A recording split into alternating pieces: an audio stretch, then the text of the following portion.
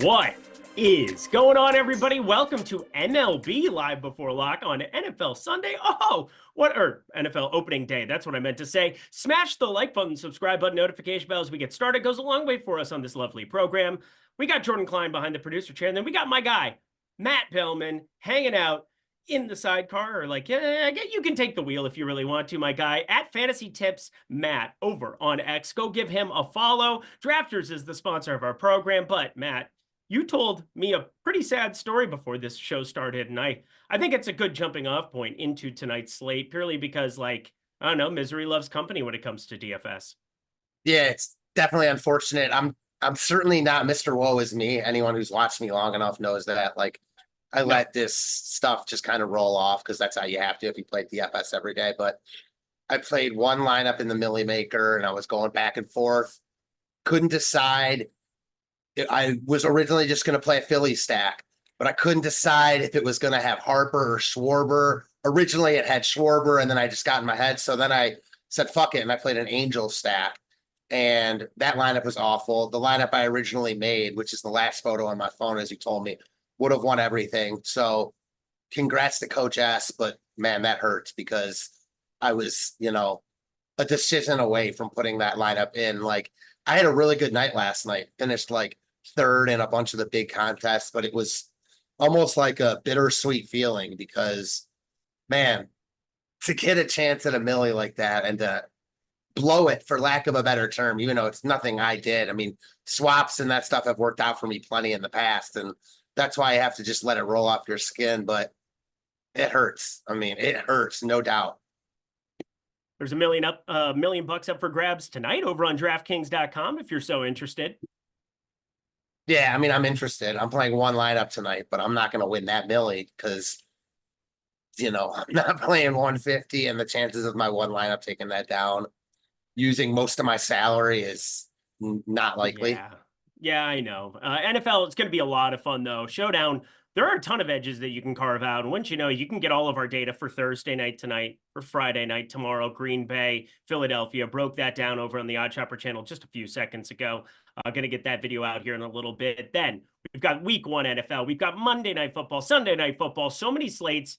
You can get it all for $1 right now. I'll just do this now. Promo code kickoff. You guys want to sign up for it? Get it in the link that Jordan Klein is going to put over there into chat. The best producer in the game named Jordan Klein. I don't think it's close. I'll be on NFL Live Before Lock, breaking everything down to talking through some of these tools. We have the single lineup optimizer. That thing is unfreaking believable. I was building out some NFL lineups earlier this week and tooling around with it. It is so much fun. And of course, the Sims that you know and love in the MLB street, well, get them for the NFL for $1 freaking dollar. Promo code kickoff. It really doesn't get a whole lot better than that, but we've got a quick 34-minute show. I know that it's 7:30 p.m. Eastern time, 4:30 Pacific. We're going to have NFL Live Before Lock for the first Thursday showdown. That is going to be Dave Loughran, my guy Lofty, you know him and love him, and Greg Ehrenberg. I kind of love him, depends on the day. So we're going to break that, they're going to break that down for you. And we're going to break down MLB here, 5-game slate. Anything you want to bring up before we start diving in? Not really. I like these 5-game slates. Obviously, contests are a little bit smaller because of NFL, but still big enough to have some fun. So, yeah, I like these 4 to 7 game slates quite a bit. Yeah, I like fun. But I apologize that I had to bring that up right from the get-go, but feels like a good jumping off point. And, DFS is hard. DFS is hard from time to time, but it's a lot easier when you got the best tools and content and best advisors of the content, such as my guy, Matt Belman over there. I'll give you $1 million in my mind. Does that make you feel better? It's an IOU. It's as good as money. Yeah, thank you so much. I forgot about it even happened. What are we talking about even? Yeah, exactly. We're talking about pitchers. Starting on the top of the board, Reynaldo Lopez, Ranger Suarez, both of them north of that 9K number. The only guys that we have 9K and above, and they're 9,700 and 9,900. We've got Reynaldo pulling nearly 60% ownership. He gets to take on a Colorado team that is porous, to say the very nicest things we possibly can about him. And then on the other side, Ranger Suarez. I'm more interested in Suarez going up against Miami at their current ownerships. Obviously, it's the Miami ballpark. Miami's been better of late, but I still don't trust it by any means. How do you feel about the top 2 options on today's DraftKings board? I don't love them, but I think that they're the clear 2 best options, so I'll just play them. I'm playing 6 lineups tonight. I could easily see myself playing all Lopez and Suarez. Like Lopez more just because of the matchup. But you mentioned it with Suarez. The thing with Suarez is he's not throwing a ton of pitches. He hasn't thrown over like 80 in a minute. So don't love that at 9,700, but the context of the slate, the ballpark, the matchup, the offenses I like. So yeah, I like Lopez and Suarez on a lot of slates. Like on a lot, if this were like a big main slate, Lopez would get some love at this price because of the matchup, but he wouldn't be chalky. Suarez would probably get no love right now at this price, but that's the slate we're dealing with because you look at the options below them. Yeah, there's some cheaper guys that maybe look as good point per dollar, but no one you feel comfortable with. So, context of the slate, I like Lopez and Suarez quite a bit. Yeah, I like them both quite a bit too. It's hard because I'm playing one lineup today, which again, this is probably like the worst day to potentially do that because of how chalky these two pitchers are. But between Lopez and Suarez, I'll take a little bit of the pricing discount or the ownership discount, excuse me, going to the Suarez side because of the ballpark. I did fire up some Colorado, which looked good through the first like 2 or 3 innings. Charlie Morton was giving it up, and then he went berserk. And you didn't need him yesterday by any means. You needed my boy Zach Gallen yet again. Arizona back-to-back days where you wanted those guys, and that was very nice to pull out of my hat. But Reynaldo Lopez is in a great spot, no doubt about it. 2 ERA, though, of course, we expect negative regression at some point on this, but it has just been a really good year for him by all metrics. He gets the better strikeout matchup, too, but I am inclined to go to lower ownership and then try to parse through some of these other options down at the bottom. I have a pretty clear-cut one in Cody Bradford that I think makes sense as like the next chalky pitcher, and that's exactly how it shows up in the ownership. Did you see the lineup that the Angels rolled out today? Because, oh my Lord, is it disgusting. Yeah, it's not good, but it's not like any lineup they'd run out would be good. So, yeah, Bradford certainly, I'm with you, looks like the easy third best option. But, yeah, I do think it's like, he's the clear third. I like the other two better, but considering the other pitchers, the lineup that the Angels throwing out there, I get why someone would just play Bradford here. Yeah, it's hard to not play Cody Bradford, but I'm not going to do it again, partially because of some ownership concerns. And I hate myself as a person in the world or something of that nature.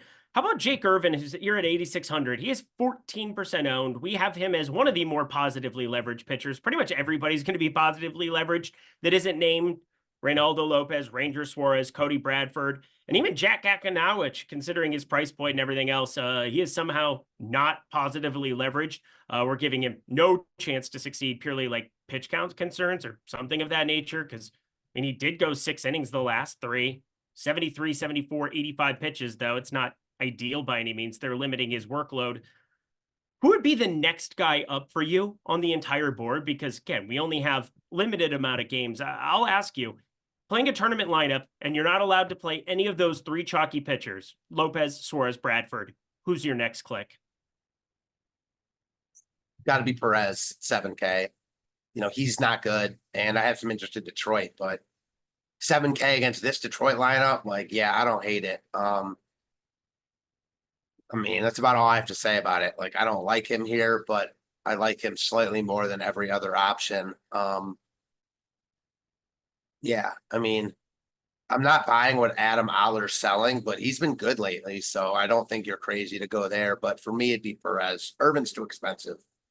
The Adam Oller thing is so hard. It's so hard, but I think that's the guy that I'm going to end up playing as my SP2. Don't get me wrong. He's got a 5.11 xFIP. He's got a 4.66 FIP. He's got a 3.77 expected ERA, which looks a lot better. 179 BABIP is absurd. 179 BABIP is not sustainable. It's only a 16 and a third inning sample size. You got to go through a lot of his minor league stuff. You got to go through, the AAA Jacksonville stuff. And he was bad. He was really, really bad in pretty much every sample size there. As you said, I'm not buying what he's selling necessarily, but can he sell it well for a day at low ownership? Maybe. Yeah, I don't see why not. I mean, and the other part about it is I think there's 2 ways to look at it. Like, if you're fading Philly, Makes sense to play some Aller because Philly's going to be the most popular stack. We're right there with Atlanta, and you're getting the direct leverage. On the other hand, if you're not playing Philly, you probably don't even need to play Aller because you're just not playing the most popular stack on the board. That said, it's not like there are two other pitchers that look so much better. So, yeah, I don't hate it, especially at that ownership and the leverage, et cetera, it provides. It's absolutely absurd.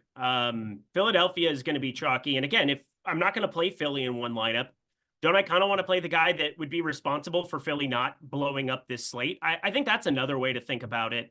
I've heard some sharp people talk about that before as well. It just makes all the sense in all the land to potentially get to a pitcher like that other people might be uncomfortable with. For the most part, though, if you are going to play a contrarian offense, which I'm going to play partially a contrarian offense, that's for sure, but it's not the worst idea to just go Lopez, to go Ranger Suarez and move on with your life. But for the interest of trying to get a little bit different, I mean, that's kind of what I'm forcing in here in the sims and working through the single lineup generator, trying to find a couple of different simmed out lineups, which again, if you want to put your lineup in there, we'll have plenty of time to sim here in 26 minutes breaking it down. But I really don't have anything else to add. I'm not going to play any Austin Gomber. If I were playing 20 max, I'd probably get to a share or two. Bailey Falter, I would rather do anything. He's going to falter. And then Casey Mize, I just don't believe in anything that he's done so far. I mean, Casey Mize is not a good pitcher. Probably one of the worst draft picks we've seen in a while. Yeah, he stinks. And I'm with you on Falter. And that's for me, like, I don't mind playing the two most popular pitchers in Lopez and Suarez because I like Washington a lot here, and they're in the context of the slate lower owned. So I'll just play a lot of Washington, and I don't mind playing the two popular pitchers. Yeah, it's pretty darn good stuff.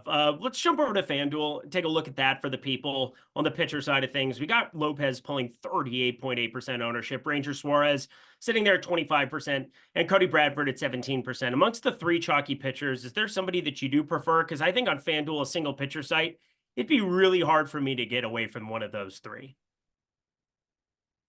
Yeah, same. I mean, you look at the ownership and they're all negatively leveraged. So like anyone else, you're getting ownership discounts. Perez is intriguing. He's so cheap, but FanDuel's like, you don't even need the discounts as much. So I'd probably play Lopez. And I view this a lot like I viewed Charlie Morton chalk last night. I don't like playing guys that are on the level of Morton and Lopez as really popular options, except if they're facing the Rockies or White Sox, because these offenses are so bad. Sure, the sun's going to shine on a dog's ass every once in a while. So teams like the Rockies will go off sometimes. And if you want to stack them tonight, go at it. But most of the time, pitchers in this spot are going to succeed. That's how I feel about Lopez here. So I'd probably just play him and move on. Feel better about the win than I do with Suarez here. I mean, he's at home against the Rockies. Longer workload, longer leash. I'd probably just play Lopez and move on with my life.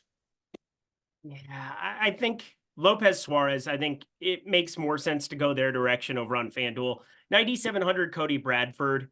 That's still pretty aggressive. And we've also seen Texas start to limit a little bit of everybody across their organization. Cody Bradford's gone 7-6-7 his last three. He's had a quality start in every single one. We know how much that matters on FanDuel, but 96, 85, 97 pitches. Corey Seager on the IL. We're starting to see other pitchers limited on their staff. Is Cody Bradford next? I think there's a chance we see that pitch count come down, don't you? Yeah. I don't think it's going up anymore, so wouldn't be shocked at all. The Rangers are pretty much dead man walking, but it's not like Bradford's pitched a ton this year, so I don't know. I can't really speak on that, to be perfectly honest. Well, speaking of something that's fantastic that's going to be dead on arrival, we're talking overlay, friends. You know where you can get a ton of overlay if you are sitting at your computer or at your phone at work, or maybe you're on the subway, wherever you might be. Pull up Drafters right now. Go to drafters.com. Sign up using Stochastic2. That is the promo code, correct, Jordan Klein? Did I get that correct? Oh, look at that. I'm a professional. Stochastic2. Just getting my hosting chops back up to standard before Sunday, but ready to rock here. Drafters, they have massive overlay in the best ball streets right now. And if you use STOKASTIC2, the number 2, that is, you can get yourself some massive, ridiculous overlay for that $2.5 million to first best ball championship. Again, entries 150,000 out of 186,000. Crazy amounts of overlay that are still up for grabs there. That thing is not going to fill. It is purely going to be, sorry, it's 500K to first. 500K to first. Huge opportunity for you at drafters.com right now. Utilize it using code Stochastic2 at the top of your screen. Plus, get 100% deposit match up to $100. So that is basically 10 entries that you're able to fire in that. No, $15, 15, carry the 1, 15, like 13, 14 entries that you're able to put into that if you start right now. With only 2 hours left on the clock, you got to go, you got to hurry, jump over to Drafters now and get yourself some massive overlay. Plus, we have free projections for everything over at Stochastic. Matt Gajewski cultured them, put them together in his cabin in the woods in Wisconsin, where we left him until this football season. Check it all out, my friends. That might have been a lie, but everything else I said was true. Just kidding. We didn't keep him in a cabin. We chained him to a fence. But anyway, we got Matt Belman here covering stacks. We got 20 minutes. We're at the halfway show. Smash the like button as we pull up some of the single lineup generator goodness that we have over at Stochastic.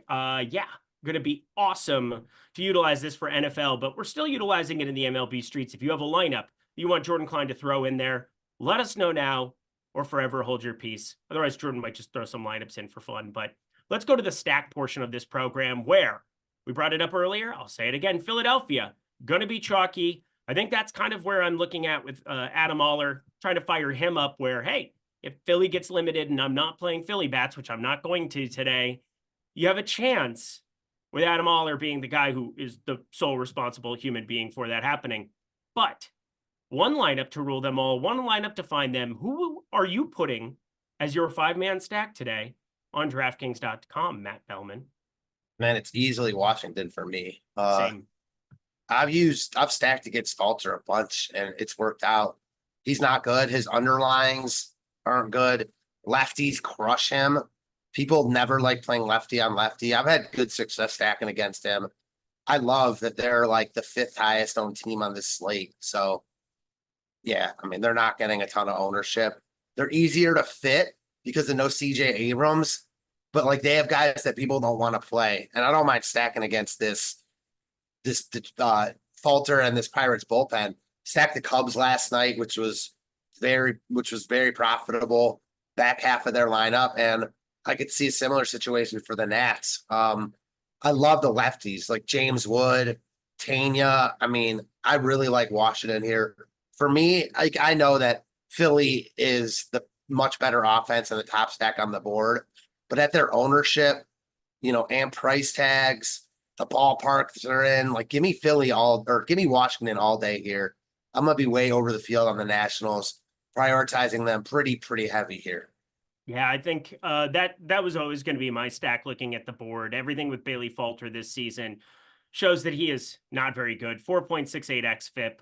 We're seeing pretty limited home runs against him. He's sub 10% home run to fly ball ratio at least. But it's still Bailey Falter, and Bailey Falter, his ground ball rate of 34.3%. I mean, you're just looking for some long balls with some of these young guns. And I like putting Cruz up there. I like putting Tena up there. I like putting Chaparro. I like putting Ruiz. I mean, these were always going to be the guys that I think I was going to go to. James Wood, obviously big lefty bat that can take advantage. I have no problem going to them. I do think Philly's ownership was going to be a little bit concerning, and there you go. We're going to Miami. I know this ballpark has been, it's not the ballpark responsibility. It's then Miami's bullpen and some of the opposing bullpens. They've just been putting up more runs than normal there lately. I'm not reading anything into it. I don't think it's the ballpark. I think the ballpark is still a cavern. Can Kyle Schwarber hit a couple out of there? Sure he can, but I don't really care. I have to get away from it at this kind of ownership. Atlanta, they're next here on the board. I have no problem with them against Austin Gomber. My thing is that Austin Gomber's not pulling a lot of ownership, and there is one guy who's pulling a little bit of ownership among some of the chalkier pitchers, that being Martin Perez, where I kind of like Detroit. If I were playing more lineups, I'd be getting to a lot of Detroit as a contrarian stack today. Washington is, the 5th on the stack, but do you have any interest in Detroit as well? They're the other team I'm using with Washington. There you go. I mean, I like Detroit a lot. Here's the problem with them, though. Like, first off, it's Detroit. But more importantly, like, almost all their best hitters are lefties. So we're seeing a really weird lineup from them, and they're going to have pitch hit risk. Now, I'm still going to use a little bit of like Ibanez. Like when I stack, I don't even care really about the hitters. I want 1 through 9 because I'm stacking like the pitcher's going to get blown up. But I wouldn't be one-offing like Ibanez, even though he's cheap hitting second, because their lineup's funky today. Meadows hitting 9th. I much prefer Detroit against righties, but the slate is small enough and they're going to be low owned enough, and Perez is bad enough where I'm playing some of them. So again, Perez isn't even a guy I usually love stacking against, but man, context of the slate, I'll go back to it. It's kind of an interesting one because Martin Perez, 157 expected ISO against lefties, 221 expected ISO against righties. He's changed some things. We've seen some strikeout upside from him in San Diego relative to any other place he's been recently. But Matt Vierling leading off there, I find that to be interesting. Ibanez, yeah, I can't think too much about it. Getting to, Malloy, 216 expected ISO for him, 364 actual ISO in that cleanup spot. I mean, this is an interesting one for sure. With him in that lineup at 3.3K, that was a pretty easy click for me as well, considering where Martin Perez's ownership was going to be. Anybody that you're routinely against other than just Philadelphia because of ownership? I actually don't really have a problem if you want to roster Philly. I'm not going to do it in one lineup considering I have Aller in it, but is there any team that you're seeing just pulling a lot of ownership that you're like, yeah, next? Yeah, I mean, for me, I'm with you on Philly. Like, I'm definitely playing bats from Philly. I playing Trey Turner a bunch because, I've got money to spend and Turner's really good. So I like him a lot. You could play him with Aller on a slate like this. So for me, not really. I think ownership kind of looks pretty appropriate all over. Almost every team. Okay, the one team I'll say that's getting too much love is Pittsburgh, but like even them, it's not like it's going to be crazy ownership on Pittsburgh.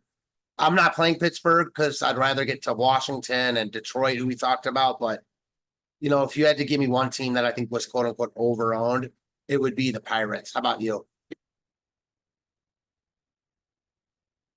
I don't have a crazy problem with it. It was not like meant as a misleading question, but I'm not in love with Atlanta against Gomber. Yeah, same. It's kind of just a spot for me where on these kind of slates, we definitely see on shorter slates it's been where Atlanta's shown up.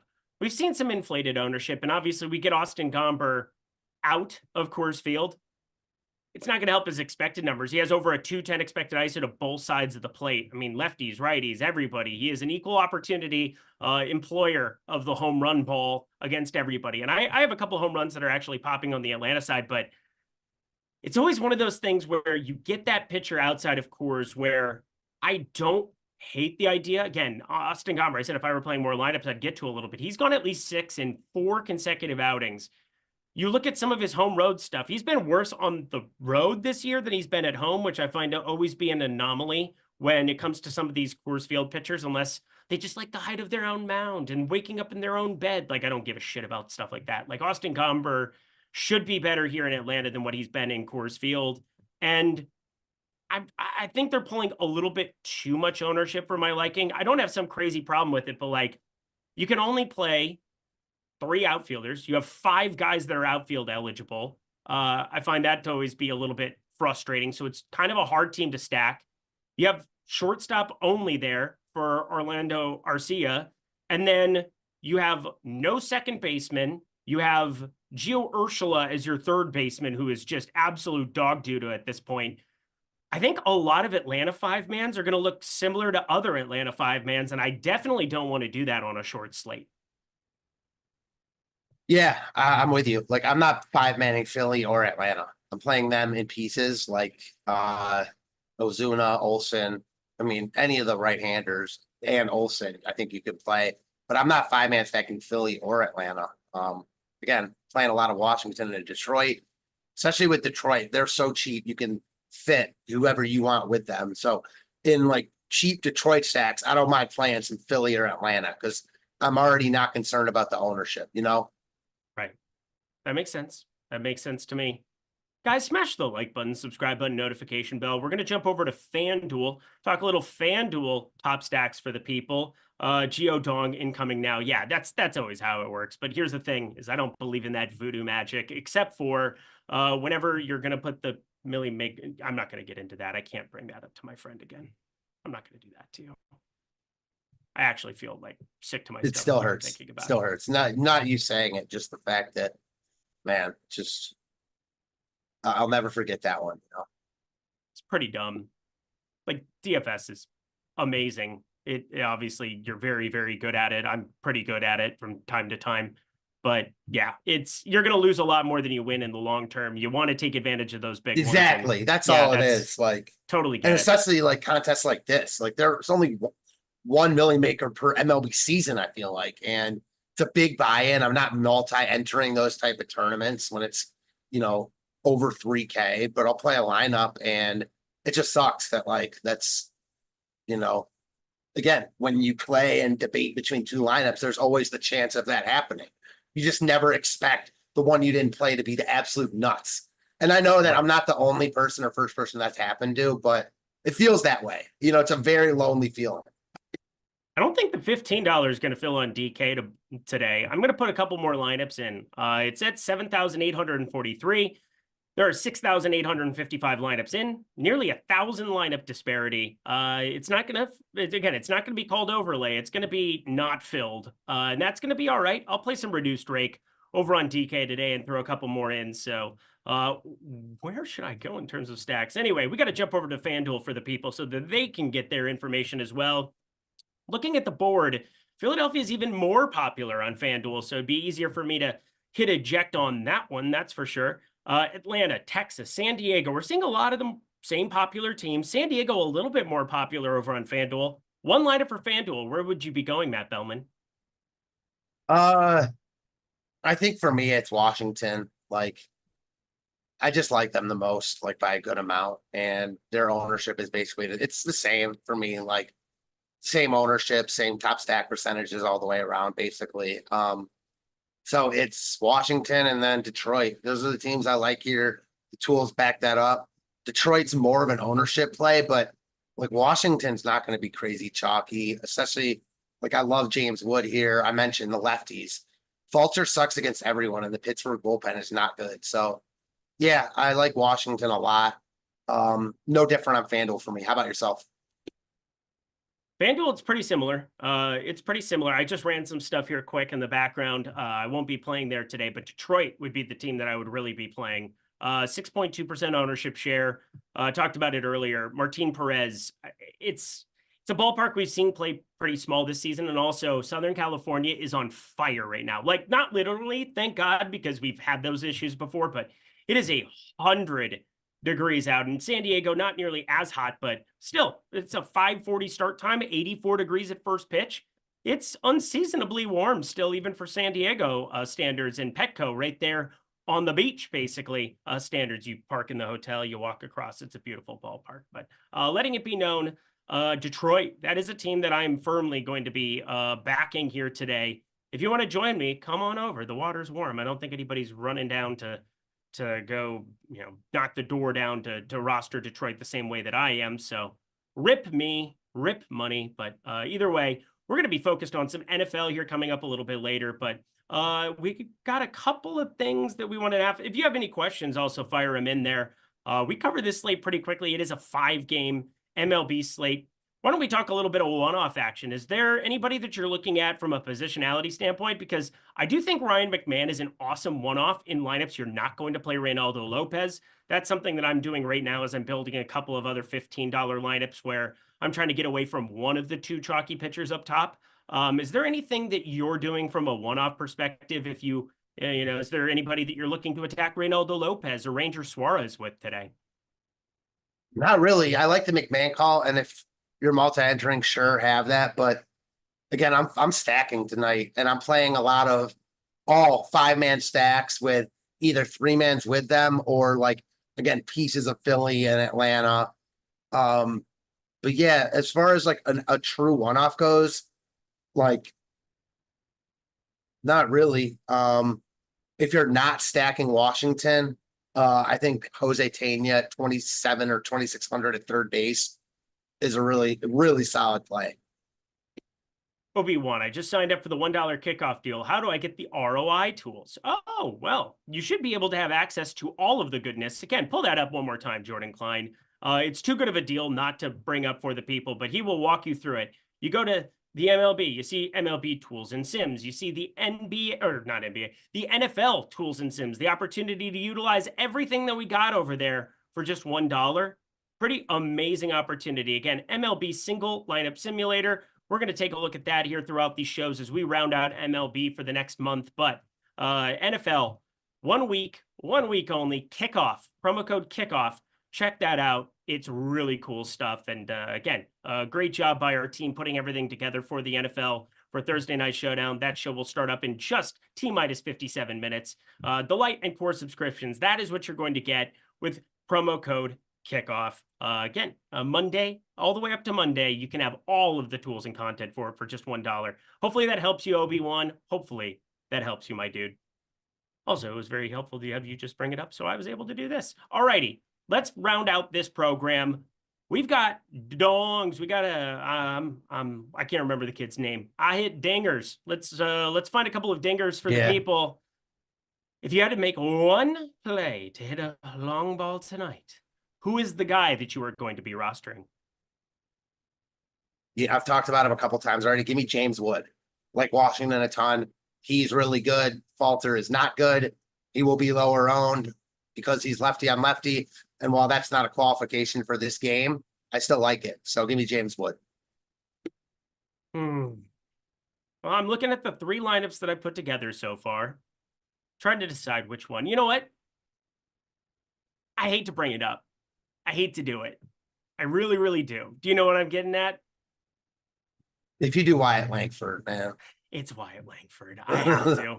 146 expected ISO ain't so good. Now that I'm thinking about this, launch angle and Jack Kokonowicz getting up there, right on right. He gives up more righty power so far in his young big league career. 172 expected ISO to lefties, 190 expected ISO and 216 actual ISO to right-handed bats. He has no strikeout stuff, and if you have no strikeout stuff against Wyatt Langford, 21.1% K rate, you're going to run into some issues because he's starting to get in that groove. He's been awesome. I mean, I would argue most valuable rookie in the AL for sure. I'm not sure what the odds are on him. I know what they are on our guy, Mr. Jackson Merrill from San Diego now, just an absolute god amongst men. Weird that I don't have him. Dude, absolute goat. He had never played the outfield in his life, and he's starting center fielder now for the San Diego Padres. He's legit. He is the real deal. He's incredible. Absolutely love watching this kid. Makes me almost not hate San Diego as a baseball team because they're pretty hateable outside of him, that's for sure. Everybody else, throw your dongs so I can read them off here as we get ourselves the heck up out of here. Malakar bringing up Colt Keith. I don't hate that whatsoever. Abanya's dong from Bob the Builder 872. We got Kyle Gentry bringing up Cruz. Kyle Gentry, I think Zach Gallen did okay yesterday. I think it was you that didn't like Zach Gallen because he's terrible on the road or whatever it was. I don't know, but I love you. Throw your dongs at Eric Johnson. That's not very nice. Tanya, Francisco Rubio. He loves it. Jose Mora from Neto. B-Funk. He's got the funk. He's got that funk. And Sean Murphy bomb. That's good. Toglia for Eric Johnson. These are all beautiful things. Fantasy Freak. Yes. Dongs away. All right. Now put your dongs away because we got Jordan Klein here. He is going to log us off here with his dong of the night. I have a feeling that it will be, geared a certain way. Is Connor Joe playing today? Is he? I mean, we have to go back to back. I don't know who else I'd choose. Did he hit a homer yesterday? Yeah, no, they didn't score. I don't think. They played the Cubs. Oh, that's bad. Yeah. They didn't get a hit. Yeah, they didn't get a hit. They got no hit. They legit got no hit. Jordan Klein did that with Connor Keep Joe. Are you running Connor Joe back for the people? We have to. We have to go back to the well. Oh, my God. I found the single lineup for NFL. Good, Obi-Wan. Good. These are good things. And again, promo code kickoff. Sign up for that. Sign up for drafters. Also over in my corner right now. Stochastic 2. Massive amounts of overlay. That is what I'm going to leave you here with because you still have an hour and a half to be able to get those drafts in. And, well, overlay is free money going into your pocket at the end of the season. Plus, you have free projections. There's no reason that you wouldn't be utilizing it. Matt Belman. Fantasy Tips Matt over on X. Go give him a follow. Any final words for the people as we get out of here? No, just good luck, and hopefully you play the right lineups. Kyle Gentry, he liked Gallon overall. All right, that's fair. Then I won't give you shit. Jordan Klein, let's get ourselves out of here. Don't forget, NFL Live Before Lock coming your way at 7:30 p.m. Eastern Time, 4:30 p.m. Pacific Time. Catch you there or be square. Buffy, Greg Ehrenberg, we out.